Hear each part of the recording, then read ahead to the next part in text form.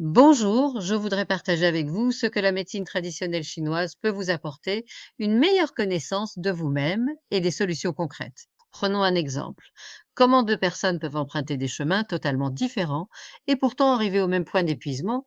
Pourquoi le burn-out ne frappe-t-il jamais deux personnes de la même façon? En médecine traditionnelle chinoise, chaque constitution a sa propre voie vers l'épuisement. Deux chemins qui partent de sources différentes et qui peuvent se rejoindre au même endroit. Premier profil, le Boyang, celui qui ne s'arrête jamais, toujours un projet de plus, un objectif de plus, une limite repoussée. L'énergie du foie qui pousse sans relâche, mais pousser sans jamais relâcher à un prix.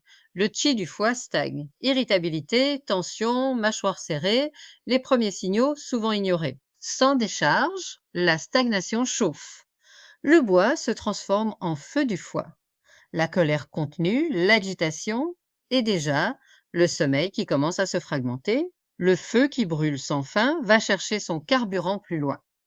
Il puise dans le jing du rein. En arrière-plan, discrètement, un vide de jing s'installe. Deuxième profil, la terre. Celui ou celle qui porte tout le monde, qui absorbe, qui rassure, fiable, stable en apparence, mais qui rumine en silence, encaisse, digère sans jamais relâcher.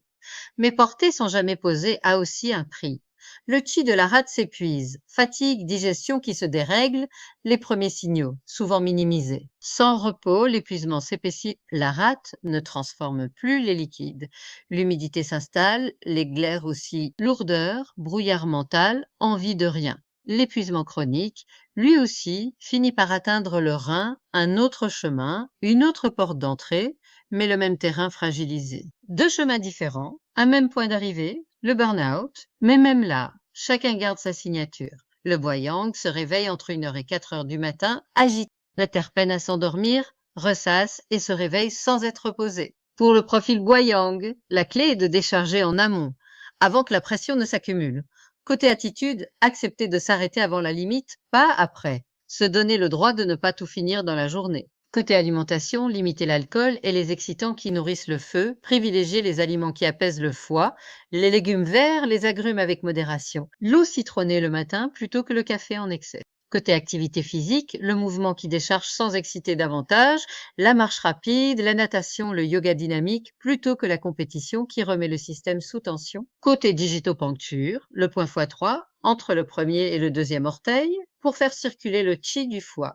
Le point vésicule biliaire 34 sous le genou pour relâcher les tensions musculaires. Côté phytothérapie, les plantes qui apaisent le foie sans le stimuler, la passiflore, l'aubépine pour calmer l'agitation du soir et un soutien du jing du rein en profondeur si l'épuisement s'installe. Pour le profil terre, la clé est de s'ancrer avant que la rumination ne s'installe en fond continu. Côté attitude, apprendre à poser littéralement ce qu'on porte pour les autres. Accepter de recevoir autant que de donner. Côté alimentation, des repas chauds, réguliers, faciles à digérer, les soupes, les légumes racines, les céréales complètes, bien cuites, éviter le cru et le froid en excès, qui fatigue la rate. Côté activité physique, un mouvement doux et régulier plutôt qu'intense et ponctuel, la marche quotidienne, le qigong, tout ce qui ancre dans le corps plutôt que dans la tête. Côté digitopuncture, le point right 6 sur la face interne de la jambe pour soutenir le chi de la rate. Le point estomac 36 sous le genou pour renforcer l'énergie digestive et générale. Côté phytothérapie, les plantes toniques douces pour la rate, le gingembre en petite quantité dans les plats, l'astragale en cure de fond pour soutenir le chi sur la durée. Deux trajectoires, deux solutions. Mais un seul point commun, se connaître avant la bascule. Ce qui semble être un trait de caractère est souvent un déséquilibre qu'on peut anticiper. Et vous, quelle est votre trajectoire? Que vous cherchiez à mieux vous comprendre vous-même ou que vous accompagnez déjà d'autres personnes dans leur cheminement, cette lecture change tout. Elle vous donne des clés concrètes pour vous et pour celles et ceux que vous aidez. Si cette histoire résonne en vous, la suite se trouve peut-être chez ETSN. Au plaisir de vous y retrouver.